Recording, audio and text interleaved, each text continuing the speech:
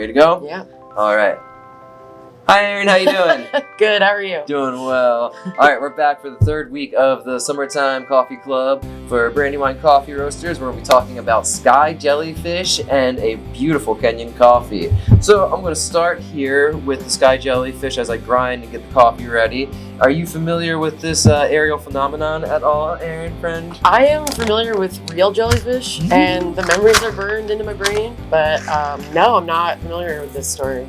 All right, so sky jellyfish are one of my favorite subsets of the UFO phenomenon, and it's been around for a really long time as far as the idea of the UFOs or the crafts being sentient living things and what they mean by sky jellyfish. And there's some that they'll say are sky whales and some that are like different types of animals, but they look like saucers up top with these tentacles kind of trailing behind them, and they're like kind of moving through the sky like a jellyfish would move through the water. So it seems more like a living thing rather than just like a ship. It's like undulating, kind of like you can picture how a jellyfish kind of drifts through and do that little pulsate. Yes, it moves.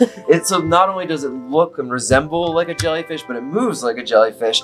And a long time ago, there was a UFO researcher named Trevor Constable, and he theorized that the crafts themselves could be sentient living beings, that they don't have to be like a metallic piece of craft or technology in the way we think of technology, which is something that's always kind of resonated with me, and I thought there's probably some real truth to in a lot of ways. So before we go too far down there, I'm grinding this coffee right now, and we are doing 22 grams of this Kenya Kamawangi AA.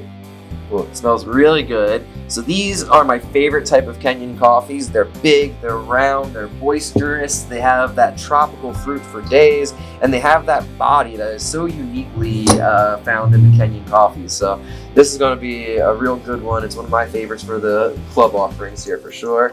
So I'm doing 22 grams of coffee to 333 grams of water, and that's going to really bring out that body and accentuate the kind of tropical fruits up front, and then have it segue into a honey kind of caramely sweetness that, again, very distinctly special about the Kenyan coffees. So as I do this, I'm going to do a 45-second bloom with the coffee and double it with the water. So we're going to do 44 grams of water to the 22 grams of coffee.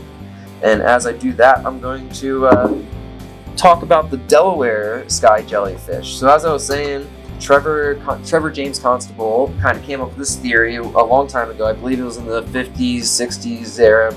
And he essentially theorized that there was one case that was like a sentient clam that really fascinated him, that like they walked up and it looked like it had like the clam mouth that would open but had like tripod legs it was sitting on. So these really weird things, but they're seen this way up to this day. There's an account on the National UFO Reporting Center's website from 2021, I think it was April 2021, in Newark, Delaware, and there's a video of it, which is really cool. Really? Yeah. Have you seen this video? Yes. I'm gonna put the link in here, and I don't think we can include the video because I always feel weird with experiencer videos because they're kind of out there, but they're kind of not. This person's staying anonymous, so no one really knows their name or anything.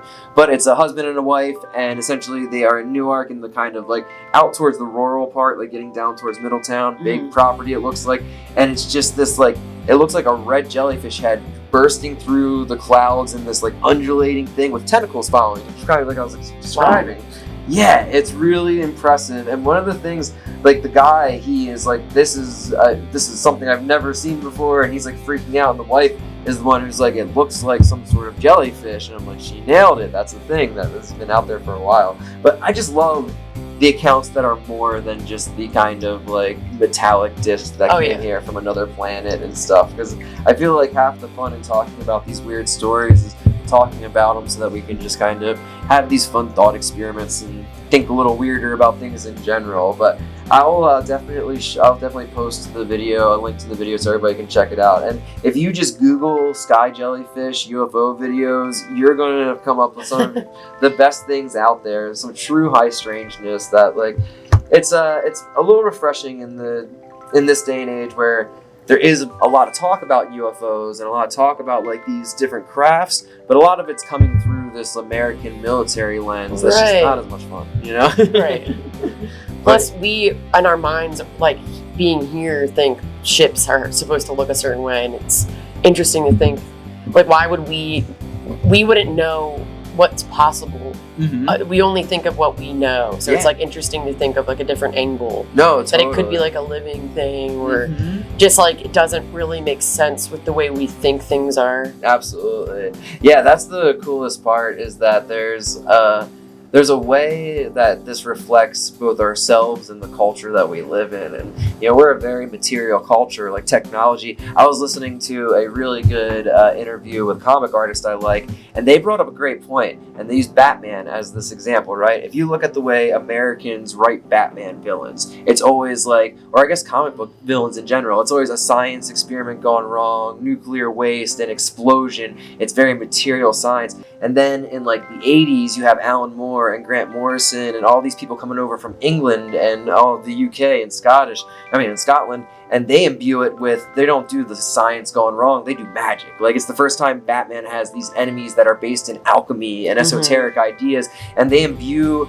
this very American superhero world with their cultural lens of magic and esotericism, and it like makes the whole comic book world open up in a way it never did before. So like, the same thing can be said for the UFO phenomenon, where we're viewing these things through a very American materialist lens, UFO, military, like threats and all of that. But if you look at the way that some of the other parts of the world respond to these things, they call them Mandelas or like sky souls, or like, they come at it from different ways. So I like that it's a way to kind of pull us out of our normal way of looking at these things and say, hey, it could be jellyfish flying around. Sky whales are some of my favorite. I mean, the sky whale phenomenon is a whole other... I couldn't find any Delaware sky whale phenomenon accounts, so I didn't get to write too much about it, but as a little side quest, highly recommend checking out sky whale, UFO, or aerial phenomenon for anybody that's interested.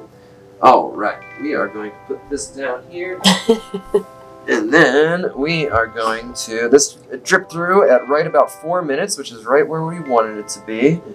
And I'm just going to pour a little bit for us to try. So this is a double A offering, which is, I think, our first one of the year and one of the club exclusives. This will be the only place you can try these coffee, and I think it's something special. Kenyan coffees have been one of my favorites from the get-go. Like, they're so unique, and it was one of those coffees, everyone talks about Ethiopia Natural as like this eye-opener coffee and something that like changes the way you think about coffee, and that totally was a thing for me, but Kenya kind of took that to another level. And I know it can be a divisive coffee. It can be a coffee that some people pull out some negatives, or to them things that they're not as enjoyable, but I think it's one of those coffees that serves a purpose, and not only just how beautiful it is, but to be like, coffee can taste like a million different things. So true. Yeah, so cheers. Cheers. Oh, wow. Okay. Yeah, right off the bat, I'm getting that like pineapple. I'm getting it's almost like that caramelized pineapple. Yeah, it was like honey or so. Yeah, honey drizzled pineapple. I'll go with that.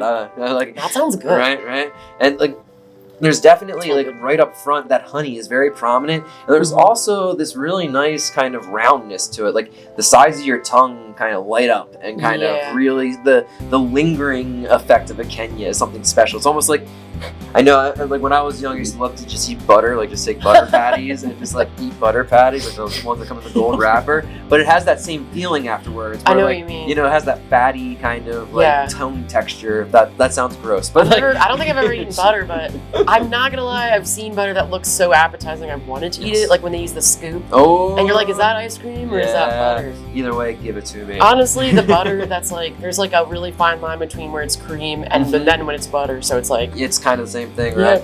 Totally. But this is beautiful. I think everyone's going to really enjoy this coffee. Yes, right. Yeah.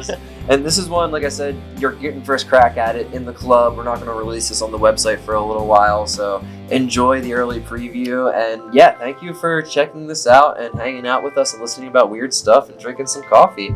Anything you'd like to say? This is our beautiful sky jellyfish that Aaron made. Isn't it wonderful? Yeah. I would love to see one of these. I just wouldn't want it to sting me, but... That was exactly what I was just going to ask, is if you would like to encounter one of these aerial jelly friends. I would love that if it was like up, If I was going to see any of the things in the sky, I feel like the aerial jellyfish would be it, because like, it's so weird and it's so absurd. The level of absurdity is also just something I love about it. So yeah, hopefully you all can have some fun aerial phenomenon encounters with some sky jellyfish. Until next week, we'll talk to you soon. Bye. Bye.